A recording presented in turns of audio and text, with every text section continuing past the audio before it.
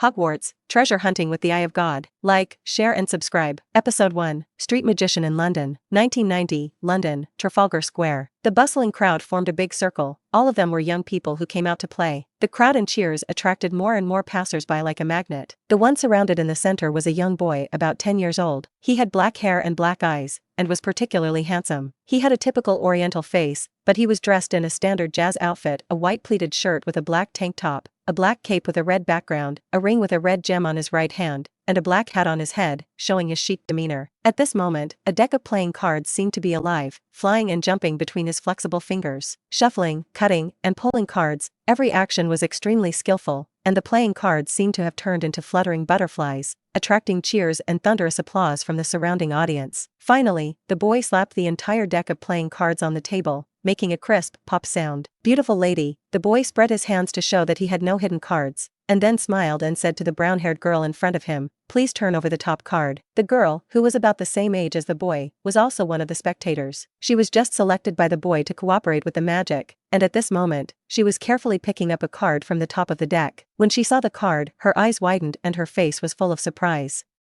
"Come on, show the cards in your hand and the note you wrote before," the boy said easily. "Let everyone see. Is the pattern on the card the same as the animal you wrote?" "Yes, yes." The girl's voice was a little trembling, like a robot. She mechanically raised the card in her hand. There was no number or color on it, but a cute white cartoon cat head pattern. Then, she took out the note she wrote 3 minutes ago from her pocket, on which was written, "Cat," in beautiful handwriting. Then, he did not live up to everyone's expectations, and caused a burst of exclamations. "Wow, this is too amazing. How could it be a cat pattern? How did he do it? Is there someone in the crowd who is his assistant? It's impossible. It's obviously an ordinary deck of playing cards. How can it be a cat pattern? I've said it before, Magician Linny is the best magician. Linny, good job." The atmosphere on the scene was instantly ignited, and the audience cheered for the boy named Linny. Thank you for your love." The boy held his hat and bowed gracefully. According to the original plan, today's performance should have ended here. He looked around and continued, "But this lady, like me, has a special liking for cats. This is indeed a rare fate. So I decided to perform another magic for everyone." The boy showed the hat in his hand to the audience and put it on the ground. Then he looked at the girl, with a charming smile on his face. "So, can you put the card in the hat?" Seeing such a handsome peer smiling at her, the girl was a little dazed for a moment, until her father patted her gently on the back, and then she came back to her senses. "Oh. Okay."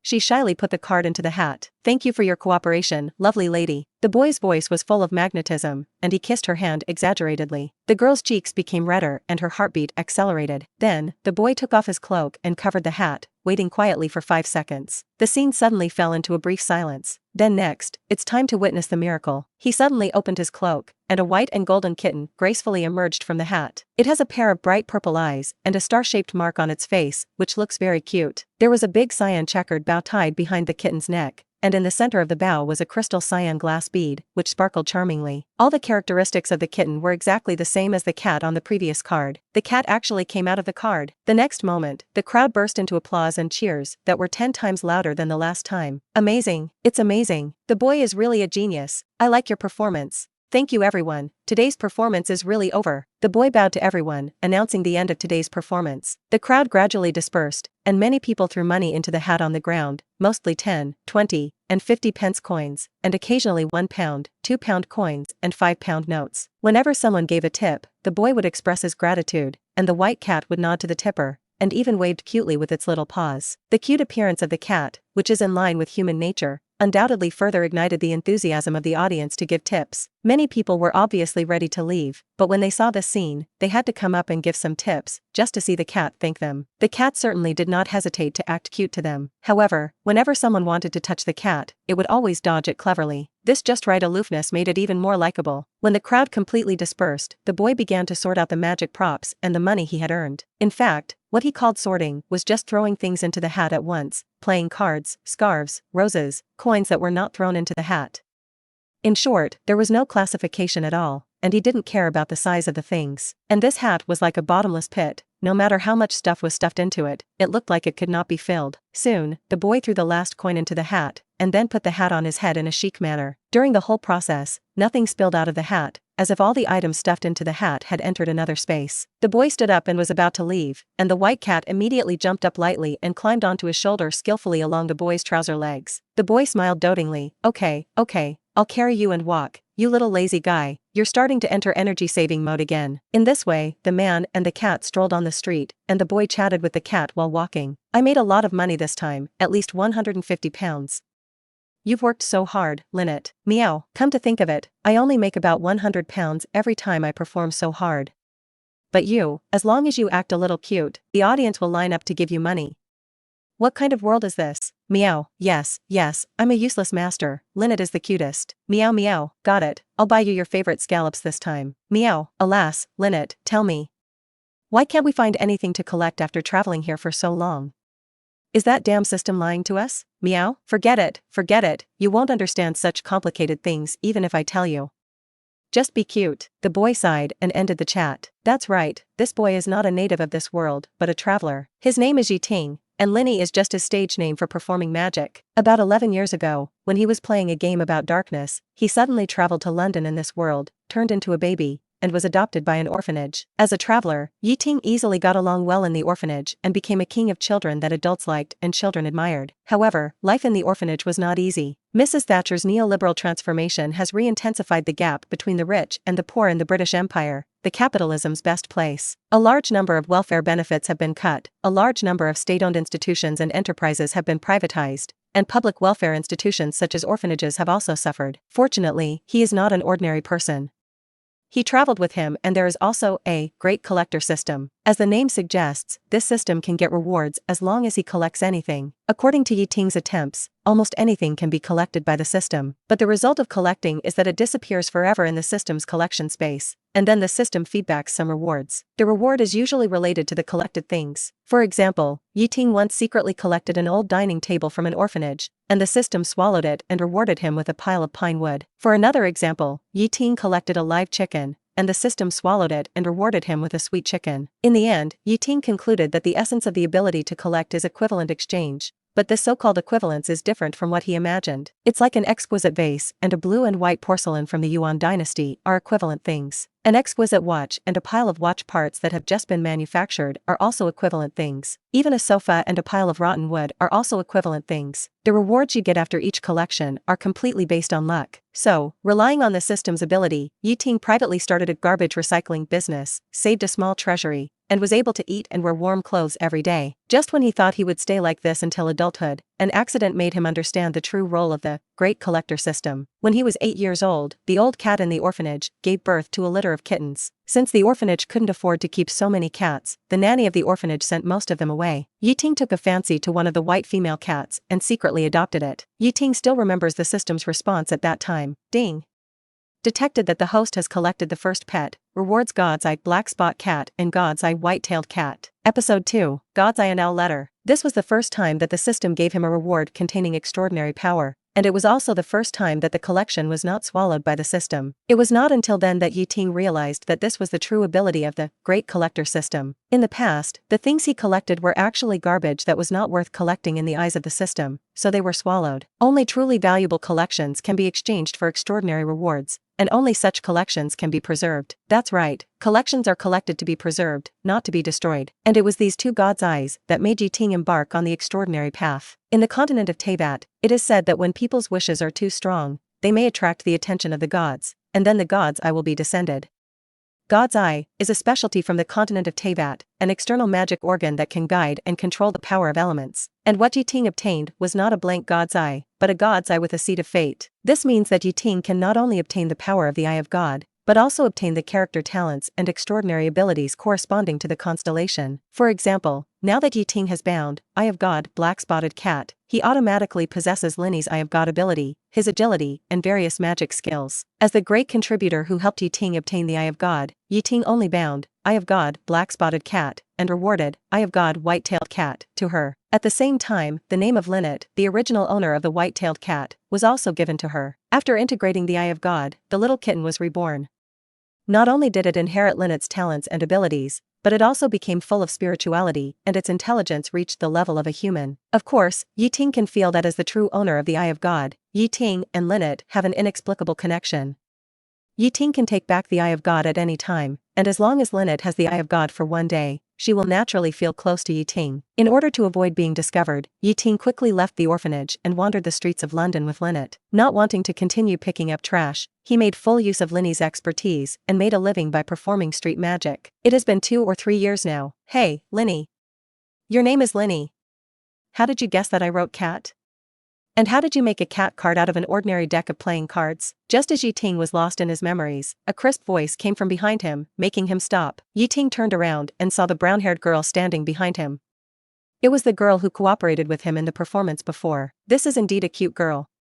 Her fluffy curly hair makes her face look small, her pair of green eyes are big and bright, and her facial features are delicate, giving people a sweet, cute, and spiritual impression. And, how did you suddenly appear in that top hat? The top hat has been on the ground. You can't hide any mechanism under the roadside tiles, right? The girl's curiosity is like a burning flame, which is difficult to extinguish. It's you. Yi Ting said with a smile, these are all my business secrets, I can't tell you. But you've finished your performance, just tell me a little bit. The girl puffed up her cheeks, if you don't tell me, I won't be able to sleep at night. Yi Ting could see that the girl in front of him must be a stubborn person, so he didn't refuse, but said, the essence of magic lies in its mystery. If I tell you the answer directly, wouldn't it lose its original charm? Moreover, if you can solve the mystery yourself, wouldn't it make you look smarter? What you said seems to make sense. The girl changed her mind immediately after hearing the word smart. That's right, I thought you were a smart girl when I saw you for the first time. Yi Ting took the opportunity to promote his performance. It doesn't matter if you don't understand at once, I will perform near here recently. You can come and support me more often, maybe one day you will have a flash of inspiration and see something. Then, what if I still don't understand it after watching it several times?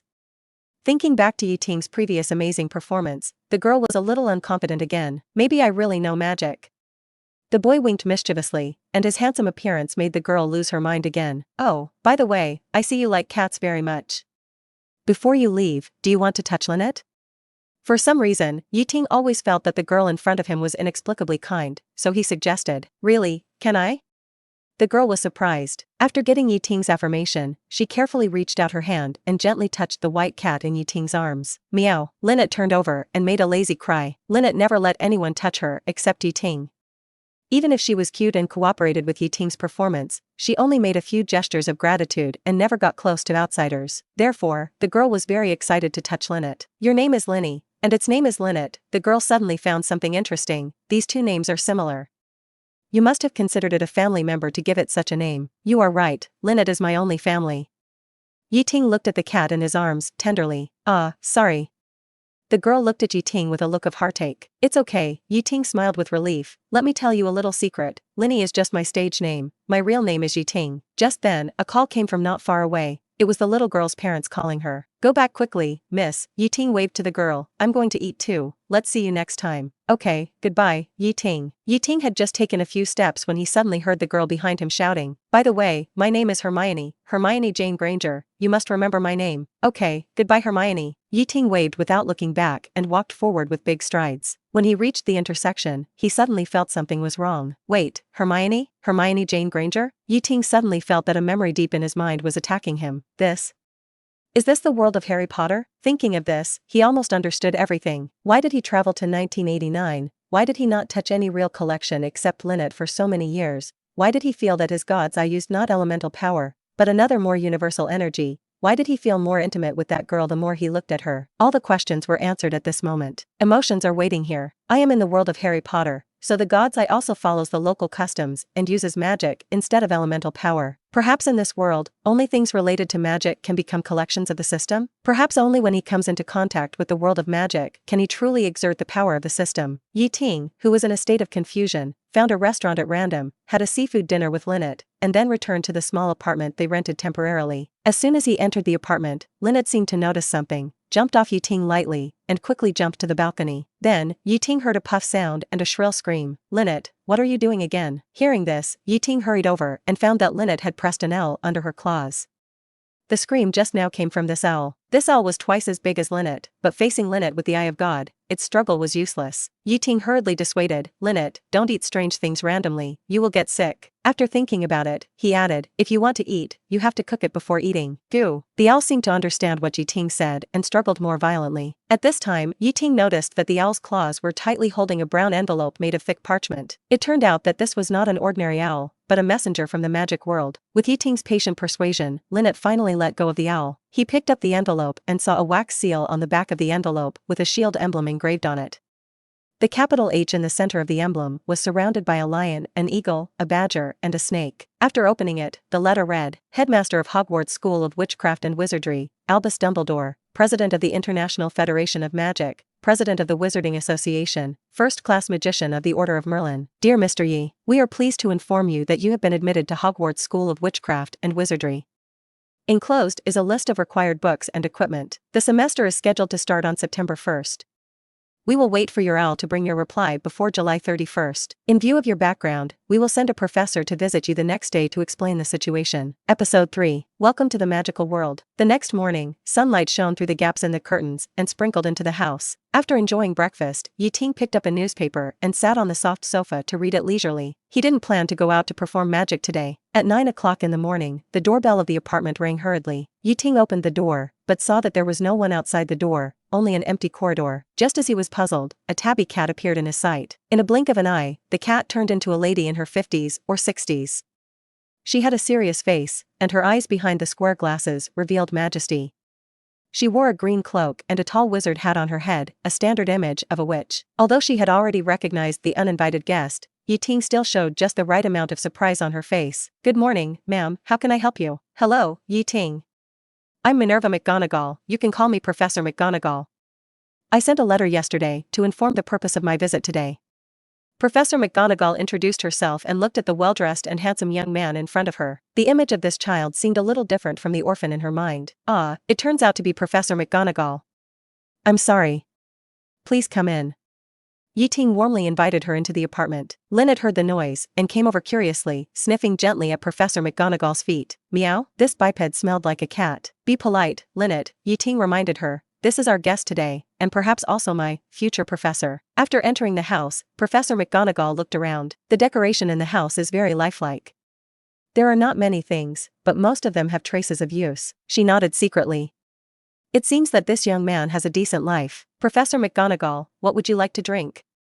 Tea or coffee? A cup of tea, thank you.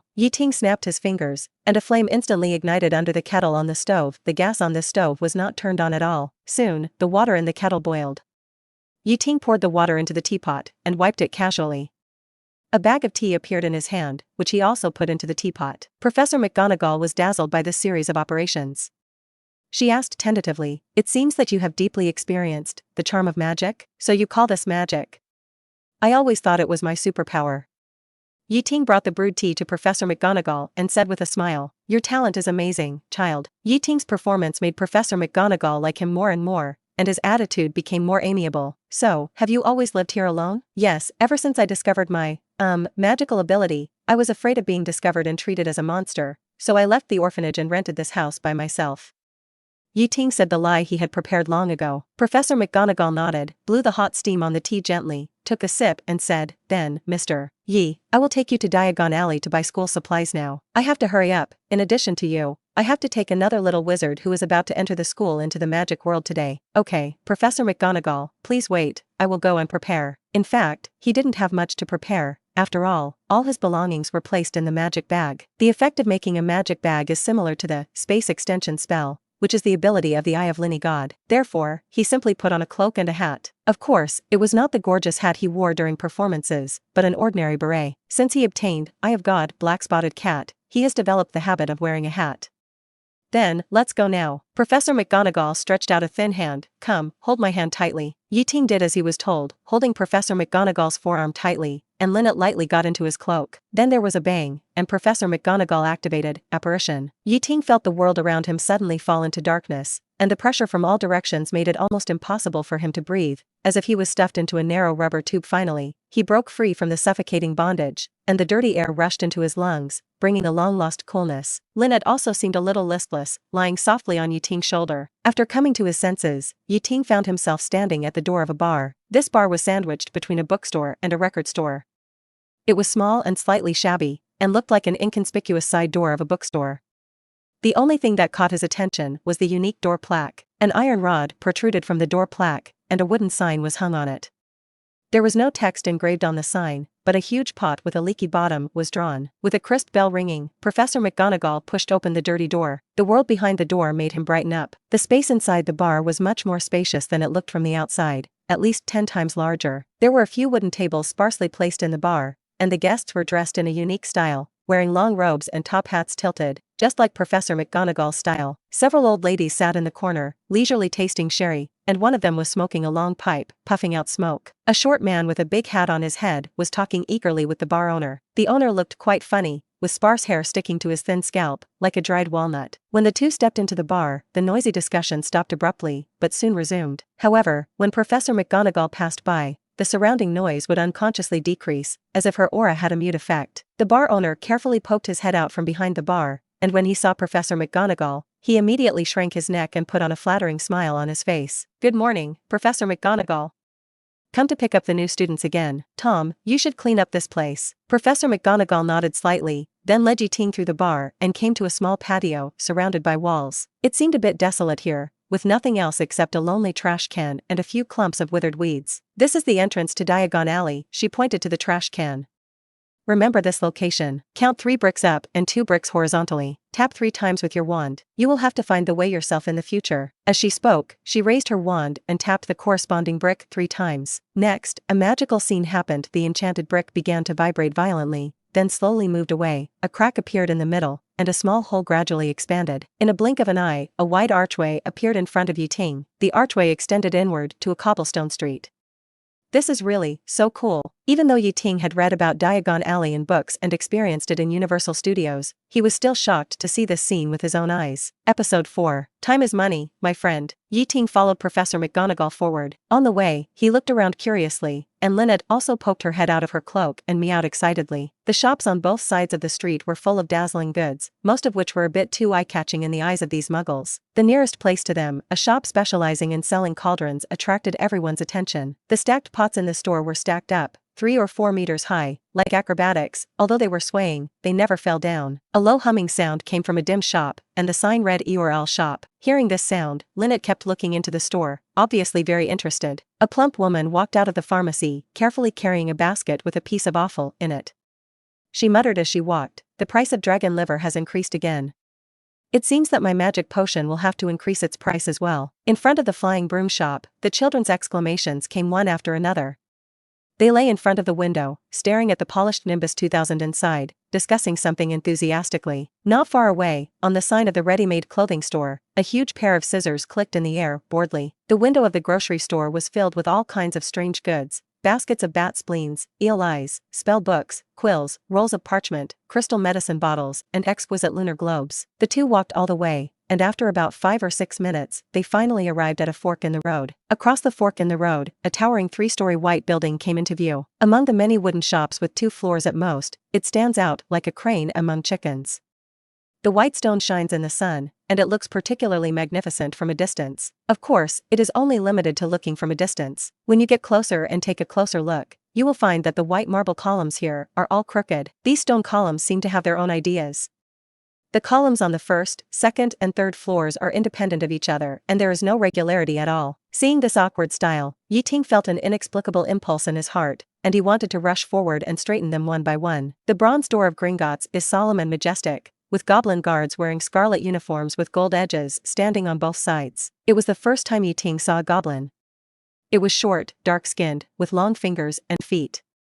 The hemispherical head had a smart dark face, a long nose, and a pair of long ears. The goblin bowed to him, but without any respect. Passing through the silver door, they stepped into a very spacious marble hall. The space here is much wider than it looks from the outside, and it is obvious that the traceless extension spell is working. In the hall, the densely packed doors are as complicated as a maze, and each door leads to a different place. The ugly goblins are busy at the counter in the hall, carefully identifying the gems, gold coins, and various strange things in front of them with tools such as scales and magnifying glasses. That kind of appearance, coupled with their greedy nature, say that they are goblins. In fact, they are the goblins in D&D and World of Warcraft. It's a pity that Ting didn't hear the familiar lines here. Professor McGonagall walked to the counter with ease to collect the student loan for Ting. In order to show their superiority, the goblins deliberately set the chairs high, and they probably had to step on a small ladder to go up and down. This child needs to go through the procedures for a student loan, Professor McGonagall said, and handed over a piece of parchment. This is the instructions from Hogwarts. However, Ting stopped her action. Student Yi, now is not the time for you to show off. Professor McGonagall mistakenly thought that Ting was unwilling to accept help because of his pride, so he advised, this money is not given to you for free. You still need to pay it back after you graduate. Professor McGonagall, you misunderstood. I have my own money. Ting smiled slightly, took off his beret and put it on the counter. The goblin raised his wrinkled face and looked at Ting slowly, muttering, oh, well, it seems that it's time for the little wizard to enter school again. As he said that, he took out a book from the pile of account books next to him, and explained while flipping through it, the current exchange rate is £5 for 1 galleon, and the little wizard can only exchange a maximum of 100 galleons a year. Turning to the record position, the goblin picked up the feather pen, dipped it lightly in the ink bottle, then looked up at Ting and added, by the way, you have to show me your admission letter.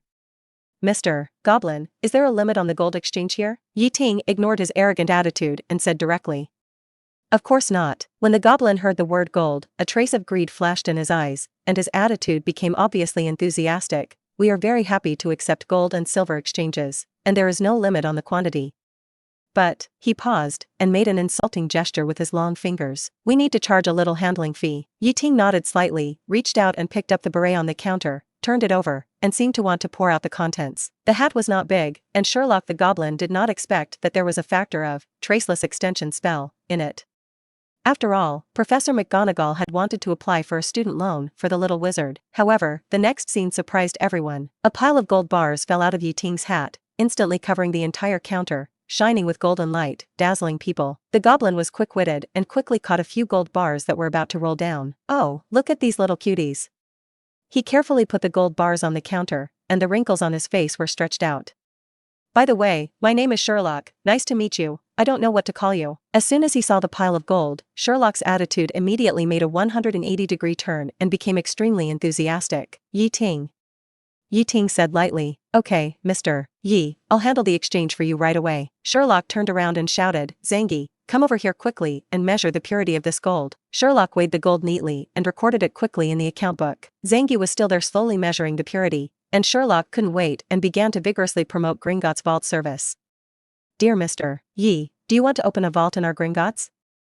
This is the safest place, and we guarantee that your wealth will increase steadily. However, Ting was not interested at all and rejected it directly. But Sherlock's mouth was not idle, and he continued to talk non-stop there. Time is money, my friend. Ting could only say this in the end, I don't want to handle any vaults, just finish the transaction quickly, I'm in a hurry. Ah, what a wise saying, your words can be the motto of Gringotts. Sherlock looked at Ting with a pleasing look, as if he saw a confidant, and he stopped promoting Gringotts' services in vain. Finally, Ting left Gringotts with more than 2,000 galleons in his pocket, contented. When he walked to the gate, he vaguely heard a familiar shout from behind, time is money, my friend. Ting smiled slightly, and then he felt that this trip was complete. Mr. Yi, aren't you an orphan? After leaving Gringotts, Professor McGonagall finally couldn't help asking curiously, where did all this money come from? This is what I earned as a magician. Ting replied, after making money, I always exchange them for gold as soon as possible. Of course, this is a lie. These golds were obtained by Ting after he knew that he would go shopping in Diagon Alley the next day, and he collected most of the pounds in his hand. Ting had tried to collect cash a long time ago. Generally speaking, the system will reward other currencies after swallowing the cash, and gold is one of the rewards. As long as he repeatedly sacrifices the cash he has obtained, he can turn all the money into gold. Magician? What is that?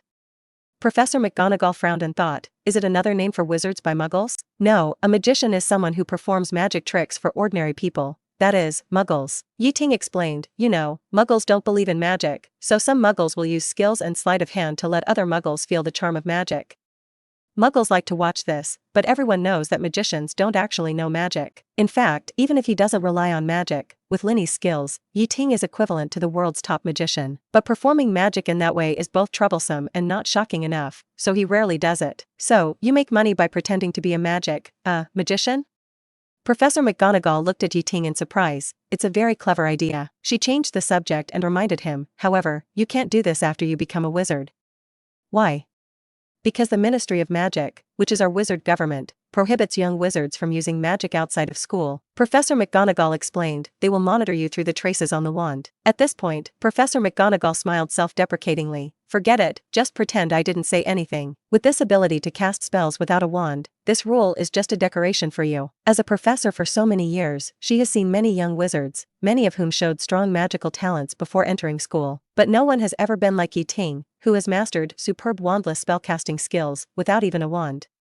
This is the first time she has seen such a person. What shocked her even more was that Ting was an orphan and had never been exposed to anything related to magic before. In other words, he taught himself all this. Even Dumbledore and Voldemort couldn't achieve such a talent. I don't know how much trouble he will cause when he joins Hogwarts. I hope he can be assigned to his own college. Thinking of this, Professor McGonagall couldn't help but look at Ting a few more times, her eyes full of praise and expectation. Okay, my mission is completed. She clapped her hands. You can buy the next things by yourself, right? Don't worry, Professor McGonagall, I can handle it myself. Then, see you in the college then. Professor McGonagall nodded and disappeared from the spot with a apparition. Episode 5. I have the Eye of God. Why do I need a magic wand? Ting chose to patronize Madame Malkin's robe store as his first stop. The store was very famous, at least that's what Professor McGonagall said. He seriously suspected that this store had signed a cooperation contract with Hogwarts, just like the teachers in his previous life who designated school uniform manufacturers. Here, he customized 2 sets of clothes for himself for all seasons, including school uniform robes, leather shoes, wool sweaters, shirts, and scarves. Madame Malkin waved her wand lightly, and several sets of measuring tapes beside her seemed to be given life, automatically surrounding Ting and measuring his size. At the same time, several robes of different styles also floated onto Ting, and according to his body shape, styles were made for him. After putting on the clothes he tried on, Ting on the measuring table suddenly made people's eyes light up. Ting was wearing a sweater and jeans before, which was also very handsome, but too casual, but now he is completely different. His handsome face with sharp edges and slender figure, coupled with the robes in the store, exudes an elegant and noble temperament, perfectly in line with the image of a handsome young wizard in people's impression. Oh, what a handsome child! Madame Malkin stood aside, arms around her chest, looking up and down at Ting. Are you a freshman this year? Ting felt a little uncomfortable with Madame Malkin's eyes. It is rumored that she is a widow whose husband died early and she runs this famous store alone. Yes, ma'am. How much is it in total? He tried to change the subject and asked about the price. The original price is 13 galleons and 5 sickles, but since you are so handsome, I will give you a discount. Only 10 galleons will do. Madame Malkin winked at him. I can deliver the clothes to your home after they are made. Of course, you can also pick them up in the store if you want. Ting sighed and reluctantly took out 10 gold coins and handed them to the other party. Please send them to your home. Madame Malkin looked at his leaving back, and a trace of disappointment flashed in her eyes. Next, Ting decided to buy a wand. In fact, Ting was not sure whether he really needed a wand. After all his magic had been performed by the Eye of God on his right ring. Whether it was making fire or playing tricks with space, these spells were inherited from Linny. When he performed these spells through the Eye of God, he didn't even need to chant. In the eyes of Professor McGonagall, this scene became a superb wandless and silent casting skill, and Ting became an unprecedented genius. But Ting knew that he was not as gifted as Professor McGonagall imagined. He was able to do so much, all because of the inheritance of Eye of God, Black-Spotted Cat. But what if it was out of the scope of inheritance? He had to learn the magic of this world from scratch, and Linny obviously did not have much talent in this regard. Maybe I, the so-called genius, will only be lost in the crowd when I go to Hogwarts, becoming an ordinary wizard who is only good at casting spells without a wand. Ting thought self-deprecatingly, but in any case, even if I have the Eye of God, I have to buy a wand to pretend. Thinking of this, Ting came to the door of Ollivander's wand shop. This wand shop is the only one in Diagon Alley. The store is small and shabby, but it has a deep historical heritage. The golden sign on the door is a little peeling, but the words on it can still be clearly seen. Ollivander, making fine wands since 382 BC. In the dusty window, a lonely magic wand lay quietly on the faded purple cushion. Ting pushed open the dirty door. Good morning. A gentle voice suddenly sounded. Ting turned around and saw a thin old man standing behind him. He nodded. Good morning, Mr. Ollivander. I'm here to buy a wand. Ah, yes, I know, I'll see you soon, Ting. Ollivander said as he took out his magic ruler. You look just like your father. Back then, he also bought his first wand here. as if it was just yesterday. Halfway through his words, Ollivander suddenly froze. Ting was also froze. He looked at him in confusion. Mr. Ollivander, if I remember correctly, I'm an orphan. Yes, really? Ollivander seemed a little embarrassed and stammered in response. He quickly took out a piece of parchment from his robe, glanced at it quickly, and quickly stuffed it back. At this moment, Ting relied on the magician's eyesight to write down the information on the parchment. There seemed to be a string of names recorded on it, and behind each name were detailed names of relatives and their wand information. It seems that my eyes are blurry and I saw it wrong. Oh no, I remembered it wrong. Ollivander coughed awkwardly twice, trying to cover up his mistake. Mr. Yi, which hand do you usually use? Oh, I usually use my right hand. Perhaps because of the little episode just now, Ollivander was particularly silent during the following measurement process, and did not say classic lines such as the wand chooses the wizard or I remember every wand I sell. Mr. Yi, try this one. After Ollivander quickly completed the measurement, he took out a paper box hanging from the ceiling, took out the wand and handed it to Ting. Grapevine wood. The wand core is snake nerve, 9 inches long, light and sharp. Ting took the slightly short wand, and in an instant, he felt the magic power in his body surge violently like a wild horse. Mr. Ollivander tried to take back the wand quickly, but it was too late. A dazzling spark lit up and instantly ignited the cabinet next to it. Oh, I'm so sorry.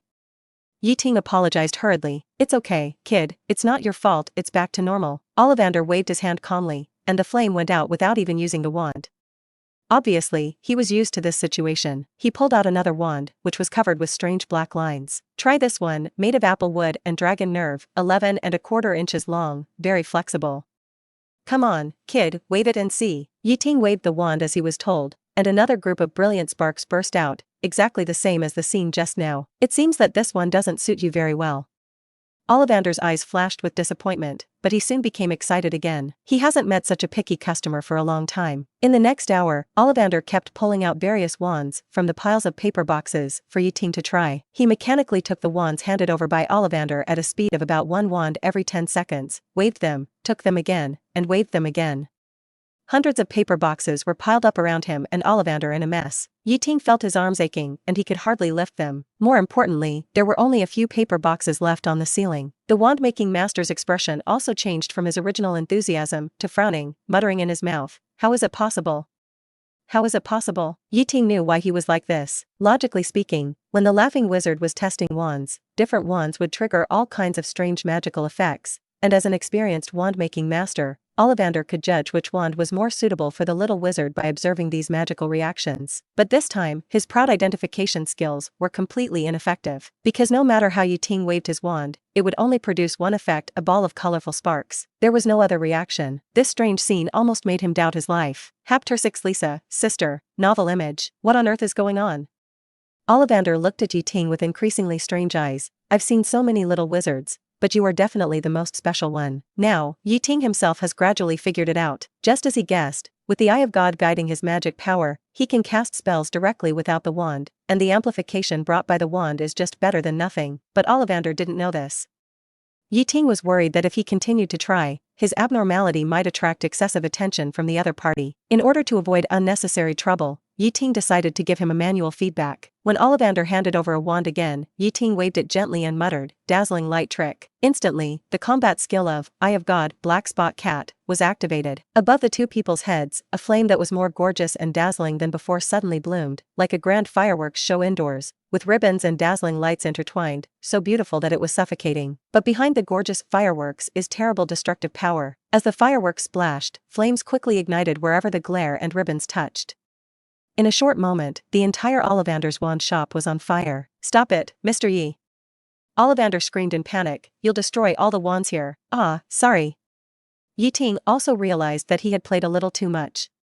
He quickly put down his wand and watched Ollivander run around, using the clear water-like spring spell to finally put out the fire before it got out of control. Then, he looked tiredly at the weird little wizard. Okay, it seems that you have found a wand that suits you, but how is it possible? He still couldn't believe it. Rosewood, the core is the tail feathers of thunderbirds, 13 inches long, quite flexible wand. But how is it possible? Why is it this one? Ting put away the wand with satisfaction and asked, how much does this wand cost? 8 galleons, Mr. Yi. Your magic power is really amazing. I hope you can make good use of this wand. Ting handed over 8 galleons. When the transaction was completed, a mechanical voice suddenly sounded in his ears. Ding. detected that the host collected the first wand, rewarded God's Eye Hourglass seat. Immediately afterwards, Ting felt his palms heat up, and a purple gem appeared out of thin air. The symbol of the thunder element flashed in the gem, and the outer metal frame was engraved with Mon's wing logo. He looked down in astonishment, and a burst of ecstasy surged in his heart. Could this really be Lisa, Sister's Eye of God? No wonder Ting was so surprised. The last time he received the Eye of God reward was when he adopted Linny. Since then, he has never received any real collection, let alone extraordinary rewards. After so long, he almost forgot what the system sounded like, so when he heard it just now, Ting thought it was an auditory hallucination. But immediately, he confirmed that all this was real, and it was not a dream. Because when he subconsciously called out Aunt Lisa, the Eye of God in his palm lightly shocked him. Sure enough, my guess was right. Ting was almost moved to tears. The collections in this world are closely related to magic. I never thought that I could become a collection just by buying a magic wand. He took another look at the magic wand he had just randomly picked up, and the contempt in his heart had long been swept away, replaced by 12 points of satisfaction. This magic wand is his lucky star. Thinking of this, he began to recall the background of the owner of this Eye of God. Lisa Mintz is the librarian of the Knights of Favonius, an elegant lady with a vast mind. According to rumors, she is also a genius witch that only appears once every 200 years in the Shumi order. Even the way she obtained the Eye of God is quite legendary. Lisa suddenly realized that in the process of studying magic, she needed an Eye of God to understand the elements better. And at the moment when this idea came up, the Eye of God miraculously appeared in Lisa's hands. This incident undoubtedly proved her extraordinary talent in magic. By the way, the magic wand that Ting picked up happened to be a combination of Rosewood plus Thunderbird wand core. No wonder Lisa's Eye of God was obtained. After all, Lisa's nickname is Rose Witch. Thinking of Lisa's talent and ability, Ting decisively chose to bind Eye of God Hourglass seat. The next moment, he felt a strong force surge into his body. He had mastered Lisa's full set of general attacks, elemental combat skills, and elemental bursts. However, the surprises were far more than that. Recalling the spell that Ollivander had just cast, Ting imitated his posture and tone and waved his wand. Restore as before. The next moment, in the corner of the wand shop, a shelf that he had burned before was restored to its original state as if time had gone back. Oh, thank you, kid. Ollivander, who was busy cleaning up the mess, looked up and thanked Ting. I have to say, your talent is indeed impressive.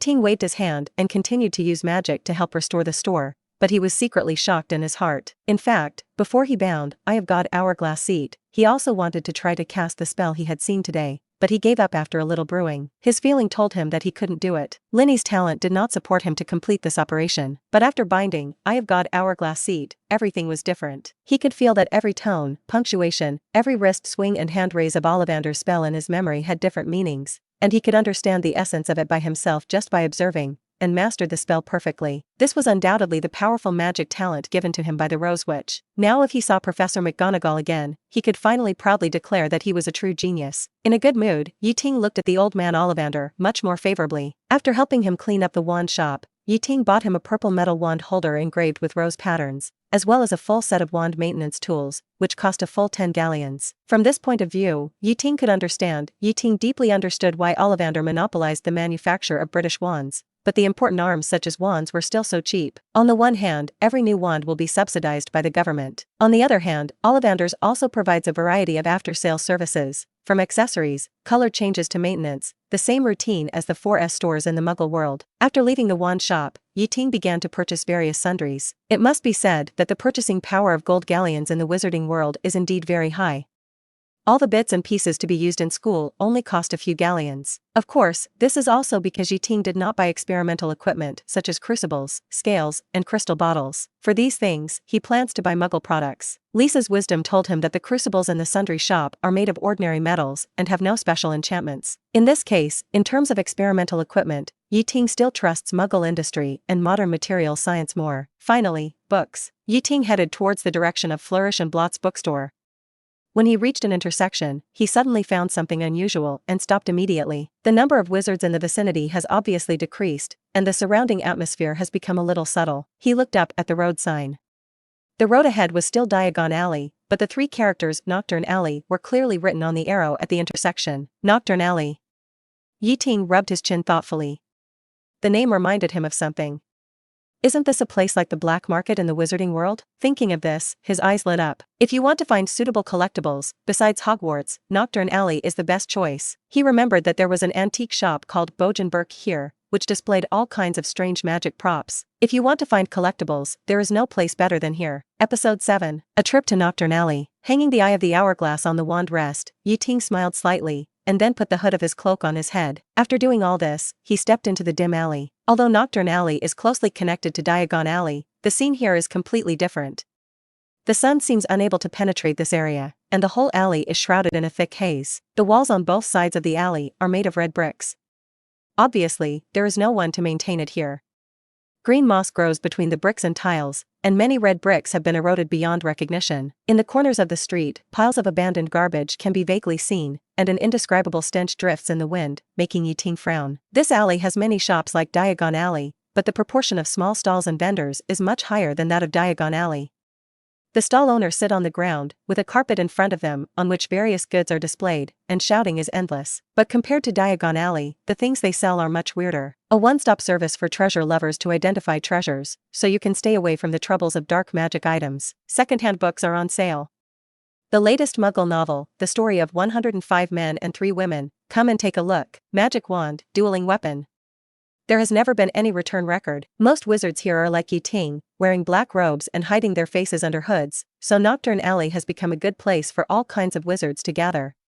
In addition to dark wizards, there are many strange guys here, some of whom are not even human. In such a place, Ting looked around all the way, interested in everything, showing the style of a newbie. Even through the hood, others can see that this is probably a guy who ran from Diagon Alley out of curiosity to gain experience. This is equivalent to hanging a big loudspeaker on his head, telling everyone that a fat sheep is coming. Soon, he was targeted. Just as Ting was watching the owner of the Bao Jianbao stall deceiving customers and selling him an evil and expensive black magic item as a cheap imitation, a figure quietly approached him. The man was not tall, about the same height as Ting, who was 11 years old, with a pair of bow legs, dirty all over, and messy ginger hair that seemed to have never been combed. As he passed by Ting, his shoulder hit Ting hard. At that moment, a strong smell of alcohol and cheap cigarettes hit his nose, making him sick. Sorry. The man hurriedly left a perfunctory apology and disappeared into the crowd without looking back. Ting shrugged, said nothing, and left the stall silently. About 5 minutes later, the ginger-haired guy hurried back to the Bao Jianbao stall, looking around anxiously. Lescent. Lacent Futin, he shouted the stall owner's name. Did you see a hooded guy as tall as me passing by here just now? The stall owner Lacent was proudly admiring the black magic amulet he had just cheated. When he heard the question, he didn't even raise his head and answered slowly, yes, he has been looking at my stall for a long time. What's wrong? Do you have something to do with him? This guy, he stole my wallet. Stole your wallet? Ha ha ha ha ha. Hearing this, the stall owner also he didn't appreciate the amulet, and just laughed out loud. Mundungus, you are a habitual thief, and your wallet was stolen? This is the best joke I have heard this year. Ha ha ha. Lescent. The guy named Mundungus was touched and shouted angrily, if you do this again, I will send the good stuff to Borgin and Burke next time I see it. Don't. How can that old guy give you such a favorable price like me? The words had an immediate effect, and Lescent immediately stopped talking. But the corners of his mouth still couldn't help trembling. After a while, he asked, by the way, were you robbed by someone when you were stealing from someone? So what? Mundungus was angry, just tell me where he went. He walked deep into the alley. Lazant pointed in a direction, and when he saw Mundungus was about to leave, he advised, it's useless for you to chase him. That guy seems to be a newcomer. In addition to you, the Cotton brothers have also targeted him. You know the consequences of being targeted by these 2 brothers, so don't even think about getting your money back. At the same time, the guy who Lazant said stole Mundungus, the unlucky guy targeted by the Cotton brothers, was humming a little song happily, wandering in the depths of Diagon Alley, playing with the dragon skin wallet in his hand while walking. Hee hee.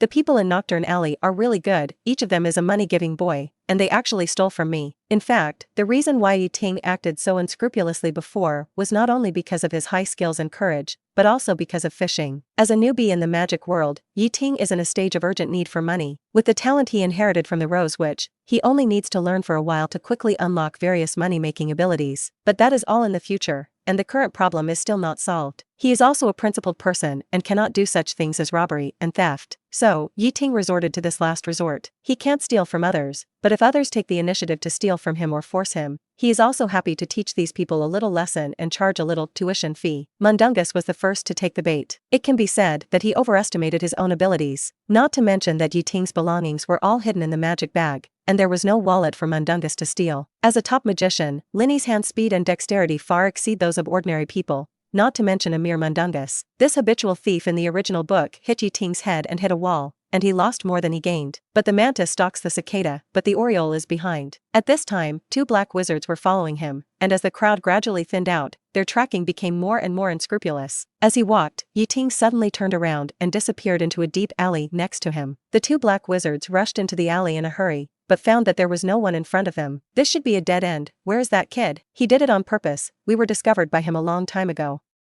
He is not a new rookie at all. Just as the 2 looked around, looking for the target's trace, suddenly, a gust of wind came from above their heads. They subconsciously looked up, and then they saw a black cat wrapped in flames, falling from the sky and landing on the head of one of the black wizards. The flame contained magic power, and in just an instant, the flame became dozens of times more intense, swallowing the black wizard whole.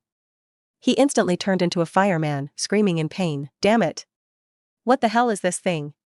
Get out of here. Although surrounded by flames, the black wizard still struggled hard, as if there was some magic item protecting him. Even though he was screaming from the burning, he still had the strength to beat himself, trying to drive away the black cat and extinguish the flames. Clear water is like a spring.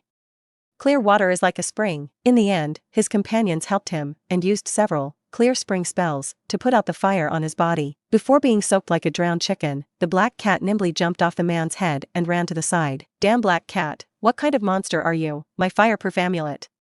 The black wizard looked at the completely ineffective magic necklace in his hand with heartache, and roared angrily. What am I? Am I not the one you were targeting? The next moment, they were surprised to find that the black cat had turned into the hooded man they had been tracking. However, the hooded man was not wearing his hood at this time, revealing a handsome oriental face. It was Yi Ting. I didn't expect that the residents of Nocturn Alley were so hospitable. They all rushed to give me money. You are an animagus? No.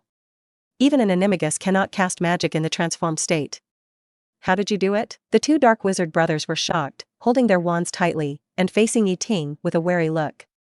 It's just a little trick. I'm sorry to make you laugh. Episode 8. Just leave now, and no one will get hurt, otherwise, you will all die. In fact, what Yi Ting used was not animagus, but Linny's ultimate move, Great Magic Spiritual Tour. In reality, there is no need to be bound by the rules of the game, so there is no so-called elemental charging limit. All kinds of skills in the game, whether it is normal attack, heavy attack, elemental combat skills, or elemental burst, are only restricted by magic here. Because of this, Great Magic Spiritual Tour has become a transformation skill in reality. Yi Ting can transform at any time and can also restore to the original state at any time. Simple transformation, like animagus, does not consume magic power. Yi Ting will only call for magic power when he intends to use fire and explosion magic. The reason for choosing to transform into a black cat is simply because Yi Ting thinks that the image of strange laughing hat cat is too funny. It is okay to put it in magic, but it is really not in line with his image to use it in battle. Looking at the 2 men who were facing a formidable enemy, Yi Ting could not help but shook his head and kindly advised. I have just spared your lives. Let's leave now. No one will be hurt. Otherwise, you will all die. However, it is not known whether Yi Ting's young face gave the opponent an illusion. One of the 2 men snorted coldly. Humph, you are so arrogant. Don't think you can scare us with some tricks. We are the Cotton Brothers. If you know what's good for you, hand over your money and tell us how you play your tricks. Maybe we can spare your life. His attitude was very arrogant, but what responded to him was Yi Ting's confused eyes. Cotton Brothers? I haven't heard of you. Are you famous? You. The man was angered by Yi Ting's attitude and was about to explode, but was stopped by his companion beside him. Forget it, brother, don't waste time talking to him. Let's just kill him.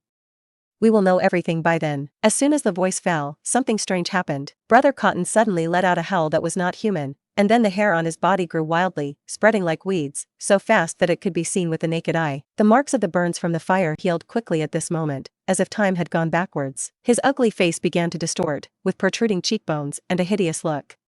His teeth turned into sharp fangs, flashing cold light. In just a few minutes, Brother Cotton turned into a werewolf. Awoo! The werewolf held to the sky, and then pounced on Yi Ting fiercely. His fierce appearance was really terrifying. Facing the werewolf's claws and bloody mouth, Yi Ting stood still, as if he was petrified. But when the werewolf's claws tore at the boy, his body suddenly turned into a cloud of smoke, leaving only a few falling ribbons and cards, like a magic show. In a blink of an eye, Yi Ting's figure magically appeared beside them. Although Linny was not good at other spells, he had an extraordinary talent for illusion and space magic. When it was fed back to Yi Ting, he was given a flexible body and magical short-distance teleportation. Before the Cotton brothers could react, the boy stretched out his wand. Song lay. As the purple gem on the wand holder lit up, a ball of purple ball lightning suddenly shot out from the top of the rosewood wand, and a sharp crackling sound rang in the air. The werewolf jumped to avoid the sudden attack, but the ball lightning seemed to have life, turning flexibly in the air and hitting him accurately. The purple electric light flashed in the dark alley. Then, the brother Cotton, who had transformed into a werewolf, felt a sharp pain. The pain started from the back, and quickly spread to the chest and limbs, through the nerve endings of the spinal cord. The pain reached an unbearable peak in an instant wherever it passed. He seemed to be pierced by thousands of needles at the same time, and the endless piercing sensation made him feel so painful that he wanted to die. Even though he turned into a werewolf, his strength and endurance increased greatly, he still couldn't resist the strong voltage. His face was distorted, and his shrill screams mixed with wolf howls echoed in the empty alley. His knees lost strength because he couldn't bear the severe pain, and he fell heavily to the ground. Broken lightning penetrated his body, flickering, making him like a huge light bulb with poor contact. This scene made Cotton's brother stop casting in astonishment. He widened his eyes and looked at his werewolf brother, who was charred all over, and the countless lightning flashes on his body were like a dangerous fireworks show. This kind of thrilling scene is not something you can encounter at any time. After a few screams, Brother Cotton's voice gradually became hoarse and his eyes began to roll back. A faint smell of meat wafted through the air, making people's hearts palpitate. "Brother! What happened to you?" Cotton exclaimed, finally coming back to his senses from the shock. He subconsciously reached out to pull his brother who was kneeling on the ground, trying to help him up. Ting was shocked when he saw the scene. Sure enough, a more shrill scream came from Cotton's mouth. His body also began to tremble violently. In an instant, the electric light on his brother's body was transmitted to his brother, and a small electric man became two small electric men, flashing continuously in the same place. After a while, the power was finally exhausted, and the two stopped trembling. Ting was stunned. This is the consequence of not receiving 9 years of compulsory education. Normal people would not do such a thing as directly touching a companion who was electrocuted, right? Or would the black wizard's practice of black magic damage his brain? Fortunately, most of the power of this, Sung Lei, was borne by the brother, and the younger brother was only slightly affected and not seriously injured. You wait. The charred brother Cotton said something harsh, and hurriedly helped up his weak werewolf brother, intending to flee the scene. Seeing this, he neither cast a spell to stop it nor ran to catch up, but just followed slowly. When the two brothers stumbled to the alley, they found a white cat with a green bow, which appeared here at some point and blocked their way. The white cat was lying on its front feet, its back arched high, its tail swaying gently, and it was ready to go, staring at them sharply. "Get out! Stinky cat!" Cotton shouted angrily, trying to kick the white cat away. But he seemed to have forgotten the painful lesson that his brother was almost burned to death by a black cat not long ago. Never underestimate cats. The insulted white cat instantly burst out with amazing speed and pounced on the black wizard. Cotton's brother only felt a flash in front of his eyes, and he lost the trace of the white cat in front of him. He didn't even understand what happened, and suddenly felt a terrible wind pressure coming at him, followed by a sharp pain. He felt his face was torn to pieces by some sharp blade, and then he lost consciousness. In the last moment before he fainted, he only saw a pink cat's paw emerging from the air. When Ting walked slowly to the scene, he saw this picture. The black wizard brothers who were so arrogant just now were now lying on the ground like two broken rag dolls. One of them was trembling from time to time, and his body exuded the smell of barbecue. The other was bleeding from the head and his face was no longer visible. A small white cat was sitting on their bodies, looking at him expectantly. "Well done, Linnet." Ting touched her head approvingly. Meow. Linnet made a soft and sticky cry and happily threw herself into Ting's arms. This cute and adorable appearance was completely different from the image when she killed the black wizard in seconds just now. Yes, Linnet, who possesses Eye of God white-tailed cat, can actually use elemental combat skills and elemental bursts. The real, mysterious shadow barrier does not have as many restrictions as in the game. When Linnet uses this skill, she is like a swordsman using wind step. Not only can she hide her figure in the wind, but her movement speed will also be greatly improved with the blessing of the wind element. And the final breaking invisibility strike can cause amazing wind element damage, which is hard to defend against. It can be said that Linnet is not only a cute vase and magic assistant around Ting, but also his capable partner in battle. In fact, this is not the first time she has helped Ting solve the enemy. The streets of London are not easy to mix. As a magician who has been on the streets since he was less than 10 years old, Ting has been targeted more than once, either by gangs, gangsters, or vagrants. Because Linnet's ability is really suitable for sneak attacks, Ting often sends her to help him solve some small troubles. And this time, the cooperation between one person and one cat is still tacit. Long before the sneak attack on the two dark wizards, Ting had Linnet stealthily go around to the alley entrance, blocking their retreat. It can only be said that their fate was sealed the moment they chose to attack. Episode 9. The fastest legend in Nocturn Alley. I told you to leave now. No one will get hurt, why don't you listen? Looking at the two people lying on the ground, Ting shook his head helplessly. This forced him to loot with tears in his eyes, but he obviously didn't want this. Ting squatted down and reached his hand to their hearts. Regardless of right or wrong, he first used fingertip thunderstorm on each of them. The heart was shocked at such a close distance. Whether it was pretending to be dead or unconscious, it should be really dead now. Then, it was the process of looting. First, there were 2 money bags. After counting, there were a total of 460 galleons, 8 sickles, and 15 nuts. It's just this little money, better than nothing. Ting whistled easily and poured all the money into his beret. Next came other sundries, 2 wands, several handwritten notebooks, several bottles of potions of unknown use, and 2 or 3 amulets, all of which became Ting's possessions. After getting the wand, Ting felt disappointed. This time, the system did not actively collect the reaction, indicating that it was not a real collection. Obviously, the collection reward of the wand is only effective for the first wand, and there is no effect after that. Ting guessed that for most collections that are not unique, it is only effective when the first one is obtained. Of course, if it is the legendary Deathly Hallows the Elder Wand, or the wand held by legendary wizards such as Grindelwald and Voldemort, that is another matter. Next is the handwritten notebook, which is densely recorded with some black magic spells and the brothers' experience. Ting grabbed the notebook and chose to collect it. The next moment, this knowledge appeared in his mind. This is another wonderful use of the Great Collector system. If you choose to collect books and text materials, then Ting can immediately obtain this knowledge. Of course, simply obtaining and mastering are 2 different things, but with the help of Lisa's talent, Ting believes that it will not take him too long. Next, his eyes turn to those magic potions and amulets. The potion is probably used to restore physical strength and remove curses.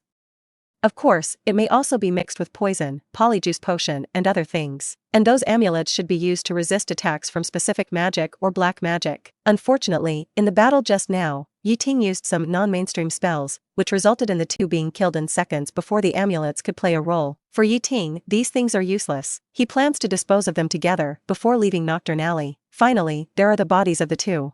Ting has collected chicken corpses and cow carcasses, but he has not tried to collect human corpses. And the 2 corpses in front of him, one is a wizard and the other is a werewolf. Collecting you should bring me some surprises. Ting said to himself with a slight curl of his lips. He pressed his palm on the werewolf's head and silently said in his heart, "Collect." As the light bloomed in the palm of his hand, the werewolf's body gradually became blurred, and finally disappeared into the air and was swallowed by the system. After collecting the whole werewolf corpse, Ting's eyes flashed with anticipation. I wonder what the reward will be this time. Before, after collecting livestock corpses, there were always some dishes as rewards. Now he is collecting intelligent creatures, and magical creatures, so there must be something different. Suddenly, Ting felt as if his whole body was burning in a raging fire, and his bones seemed to be twisted and reshaped by an invisible force. Then, his muscles and skin began to change, as if a violent force was rampaging in his body, almost tearing his body apart. Hiss, he took a breath of cold air, and his clothes were almost torn by the swollen muscles. But not long after, the pain gradually subsided, replaced by an unprecedented sense of power. Ting clenched his fists, felt the violent power in his body that had nowhere to vent, and a satisfied smile appeared on his face. It seems that the reward of being a werewolf is this extraordinary power. He muttered to himself, tried to swing his fist, and there was a slight explosion in the air. Ting soon discovered that his strength and physique were more than doubled than normal, and his speed and explosive power were even more rapid. What surprised him even more was that he also gained amazing recovery ability similar to that of a werewolf. As long as it is not a fatal injury, any injury can heal itself in a short time. In short, except for not being able to transform into a werewolf, he has almost all the abilities of a werewolf. Since werewolves can strengthen themselves, what about wizards? Ting looked at the body of Cotton's brother expectantly and stretched his hand up. In a flash, Cotton's brother's body disappeared without a trace, leaving only an empty piece of clothing. This time, there was no heart-wrenching pain like when collecting a werewolf. But Ting could clearly feel that the magic power in his body was like a catalyst, rising steadily, and it actually increased by almost 1/3. At the same time, his mind became clearer and sharper. Is it the increase in magic power and mental power? This wave is a big improvement. Ting felt his changes and suddenly had the idea of cleaning up Nocturn Alley, but then, he shook his head and laughed at himself. No, if I do this, what's the difference between me and Voldemort? But if someone takes the initiative to provoke me, that's another matter. With this idea in mind, Ting got up and left, leaving only 2 pieces of clothes with burn marks and blood stains on the spot. After entering Hogwarts, I have to study those spells related to memory. Ting walked out of the alley while thinking secretly in his heart, it's a waste to just collect corpses. I have to take out the things in their brains. If I know legitimate memory, I can read their memories before collecting them, find the place where they hide the treasures, and then search their homes and Gringotts vaults. There must be a lot of good things there. Meow. Linny glanced at her master speechlessly. What kind of ultimate granddette did she follow? This is a real corpse that can be squeezed to extract a few ounces of oil. No, this is no longer squeezing oil, but no matter the body or the memory, it will not be spared. Don't say that, Linny. I have become stronger, and it is also to better support this family. One person and one cat walked out like this, talking and laughing. Meow. As they walked, Linny suddenly screamed. You mean, there's someone coming up ahead? Ting's mind moved. As a young wizard who hadn't even started school yet, he had just killed someone, so keeping a low profile was the best policy. It was best not to let anyone discover his whereabouts, so he quickly transformed into a black-spotted cat. Lynette's eyes lit up when she saw this, and she immediately came forward to get close to Ting, and her attitude was even more eager than when she was with the human form of Ting. Ting was very anxious when she saw this. Meow. Meow, meow. Don't bother Lynette, we have to get out now. But Lynette refused, and insisted on pestering Ting, rubbing against him. Seeing the figure in front getting closer and closer, Ting had no choice but to jump up and onto the wall, pretending to be a wildcat playing and fighting on the roadside to hide from others. How come he disappeared here? What the hell, all the wildcats here are in pairs, why am I, Mundungus, still alone? Just like that, Ting watched the man pass by and walked deep into Diagon Alley. Until the man was completely out of sight, he jumped off the wall, regained his human form, and hurriedly left with Lynette. Not long after, Mundungus screams were heard from the place just now. Episode 10, Mondstadt's Flying Champion. Ting still underestimated the intelligence capabilities of the local people in Nocturn Alley. In a place like Nocturn Alley, news usually spreads quickly, especially when a murder happened on the street. This kind of bloody gossip is a hot topic for people to discuss after dinner. Not long after, everyone in Nocturn Alley knew that the famous dark wizard plus werewolf combination, the Cotton brothers, who had killed 5 Aurors, was killed today. And that person used a very scary black magic to vaporize the bodies of the brothers, but the clothes left were intact. Such a powerful dark wizard, perhaps only the Dark Lord at the time, could be stronger than him. The person who killed him is said to be a newcomer, and today is his first time to set foot in Nocturn Alley. As soon as the news spread, the demons and monsters in Nocturn Alley were all terrified, fearing that this new boss did not understand the rules here and vaporized them too. Especially Mundungus, who was so scared that he wet his pants at this time. He never thought that he would steal from such a big boss. He was now secretly glad that the boss didn't bother with him and just stole the things back instead of making him disappear from the face of the earth, just like he killed the Cotton brothers. While spreading the information about the boss, Ray Scent of the treasure appraiser took the opportunity to advertise his stall. He proudly claimed that the boss praised his treasure appraisal ability and stopped in front of his stall to watch for an hour. In fact, Ting didn't stay in Nocturn Alley for a full hour. Mr. Borgin, the owner of Borgin and Burke's antique shop, vowed that although the murderer was young, he was already an unfathomable dark wizard. He said that when he first saw the guy, he was frightened by the murderous aura emanating from him. In fact, it was just the effect of static electricity. The guy sold all the spoils from him right after the murder. Several amulets were bought from him by the Cotton brothers. Borgin also revealed that after killing the Cotton brothers, the boss immediately sold all the spoils to him.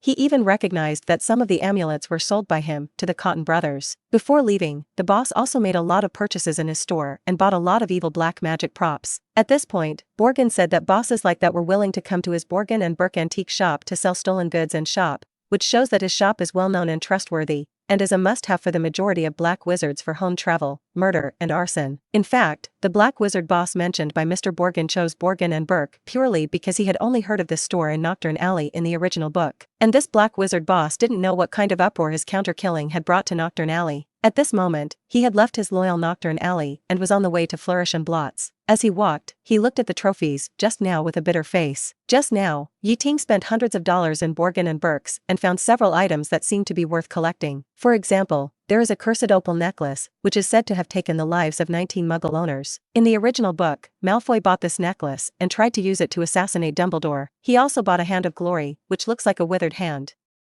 When a candle is inserted, only the holder can see the candlelight, which is a good helper for thieves. In addition, he also bought a lot of unique amulets, bloody masks, and other strange items. But after buying it, I found that only the opal necklace was a real collection. The reward for collecting it was Amulet of Narukami Taisha, which showed that this was given by the wise and beautiful Yako. The rest were all garbage in the eyes of the system. After all this trouble, Ting completely gave up the idea of purchasing collections through Taobao. He realized that in order to get a truly valuable reward, he had to find truly precious collections, such as Voldemort's Horcruxes, such as the Deathly Hallows, or the relics of those legendary wizards who were famous in history. As for these messy things, Ting stuffed them into his beret, leaving only the amulet of Narukami Taisha. From this, Ting could feel that there was indeed a protective power on the amulet, and the Son of God did not cheat. If you carry it with you, it is estimated that it can resist certain curses and black magic. After packing up the collections and props, Ting came to Flourish and Blots. The bookshelves here are densely packed with all kinds of books, even to the ceiling. Among them, there are huge leather-covered books as thick as slates, and small silver-covered books the size of stamps. Some books are printed with strange symbols, while others are blank books without words. Ting quickly bought all the necessary books for the first grade according to the book list. Of course, he wouldn't buy just these few books. Apart from the content described in the original book, Ting had no idea about the magic world, and the magic world was obviously more than what was mentioned in the original book. This was a rare learning opportunity. Extraordinary wisdom is the greatest wealth of mankind, and books are the faithful recorders of this wisdom. As a communist successor who has received more than 10 years of scientific education, Ting suddenly came to this magical fantasy world, and his desire for knowledge far exceeded that of ordinary people. Coupled with the talent and wisdom given to him by Lisa, he couldn't wait to explore the secrets of this world. In addition, just as people who study antiques must be proficient in history, if Ting doesn't understand this magical world, how can he accurately judge which things are worth collecting? If it weren't for limited funds, Ting really wanted to move the entire bookstore back home. Seeing Ting, who had picked out the books and the counter full of books, the manager of Li Hen's bookstore was stunned. He had never seen a new student purchasing like this. When checking out, Ting generously paid nearly 1,000 galleons and naturally became a senior member of Flourish and Blots. The manager enthusiastically recommended, "Mr. Yi, we provide book delivery service. As long as you need it, we can send an L to deliver the books to your house for free within 3 days. No need, this weight is nothing to me." As soon as the voice fell, he swept away such a large pile of books and put them all in his hat in the manager's shock. After leaving Flourish and Blots, Ting continued to stroll leisurely in Diagon Alley. In the Magic Zoo, he selected a variety of magic cat food for Linnet to change her taste. Since he was not sure which one she liked, Ting simply bought some of each. In the potion material store, he purchased a large number of commonly used potion materials. The Rose Witch also has a high level of attainment in alchemy and potion making. Ting also wanted to see how the potions in this world are different from those in Teyvat. In addition, he also wanted to try what he would get by collecting these materials. In the stationery store in Diagon Alley, he bought a lot of automatic quill pens. Although Ting can memorize the knowledge in books by collecting them, he does not have the opportunity to collect all books directly. For example, the library of Hogwarts contains many precious and rare books that cannot be bought outside. If he does not want to steal books, he can only copy them himself. Before leaving, Ting passed by the Quidditch boutique again. Here, he finally spent 300 galleons to buy a Nimbus 2000, intending to try whether it can trigger the collection system. Like the magic wand, the flying broom also contains special meanings for wizards. At the moment of buying the broom, a crisp prompt sound rang in his mind. Ding! Detect that the host has collected the first flying broom, and the reward is the Eye of God little rabbit seat. The next moment, a fiery red Eye of God fell into his hands. Well, it is reasonable to collect the flying broom and win the Eye of God of the flying champion. Ting chose to bind without hesitation. With the completion of the binding, he not only obtained Amber's general attack, combat skills, and elemental burst, but also a lot of knowledge about flying, survival in the wild and reconnaissance emerged in his mind. Coupled with the physical fitness obtained from the werewolf, now he has become the best scout and wilderness survival expert. If he rides on this flying broom, he is confident that he can also become the best rider. Angel Amber is so powerful. It's a pity that Angel Amber didn't give him any help in magic, except for one aspect, revitalization spell. Simply put, it is the magic that makes dead things alive. Amber can make the Count Rabbit move, and has the most basic intelligence to act as a taunting meat shield. Relying on this ability, well, this Eye of God is not bad. In this way, Ting left Diagon Alley with a lot of harvest and returned to his apartment in London. At the same time, in Trafalgar Square, there was a girl wandering around, looking for a magician who had been abandoned.